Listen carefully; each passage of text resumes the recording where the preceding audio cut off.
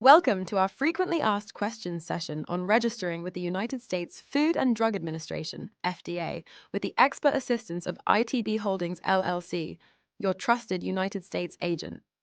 Let's get started. Question 1. What is FDA registration and who needs to register? FDA registration is a mandatory requirement for facilities involved in manufacturing, processing, packing or holding food, beverages, dietary supplements, drugs, medical devices, or cosmetics intended for distribution in the United States. Both domestic and foreign facilities are required to register with the United States Food and Drug Administration, or FDA. Question 2. What are the key steps for FDA registration? Obtain a Data Universal Numbering System, DUNS number. Request the service of an FDA consultant and United States agent such as ITB Holdings LLC to process your registration if your company is located in Canada, Mexico, Europe, Africa, Australia, India, South Korea, Japan, China, or elsewhere in the world. Keep in mind that regulatory consultants charge a fee for the services they provide. User fees are additional and are paid to the United States Treasury for prescription drugs, OTC or over-the-counter drugs and cosmetics, as well as medical devices. Question 3. Are there any exemptions from FDA registration? Yes, certain establishments are exempt from registration, including farms, retail food establishments, restaurants, and facilities regulated exclusively by other federal agencies, including United States Department of Agriculture, USDA, regulated meat and poultry establishments. A retail food establishment is exempt from registration if the annual monetary value of sales of food products directly to consumers exceeds the annual monetary value of sales of food products to all other buyers. Question 4.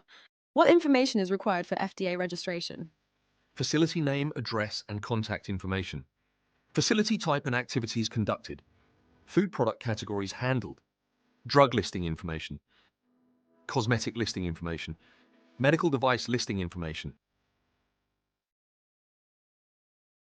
Question 6. What are the consequences of not registering with the FDA? Failure to register with the FDA can lead to serious consequences, including fines, product detention, import alerts, and legal actions such as injunctions or prosecution. Question 7. Is there an annual renewal requirement for FDA registration? Yes, FDA registrations must be renewed annually between October 1st and December 31st of each year for drugs and over-the-counter OTC cosmetics, as well as medical devices establishments. However, food facility registrations are expected to be renewed in 2024, 2026, 2028, 2030. That is each even-numbered year. If a food facility registers before October 1st during an even-numbered year, the facility will still be required to renew its registration during the registration renewal period. If a food facility submits an update to FDA before the start of the next biennial registration renewal period, the facility will still be required to submit a registration renewal to FDA during the biennial registration renewal period. Failure to renew may result in the deactivation of the registration. Question 8. Can foreign facilities use a United States agent for FDA registration? Any foreign company must identify a United States agent for that facility or establishment. An owner or operator in charge of a facility may authorize an individual or company to register the facility on its behalf. The United States agent will be required to complete an automated process to confirm that it has agreed to act as the United States agent. The automated process will forward an email verification request to the United States agent.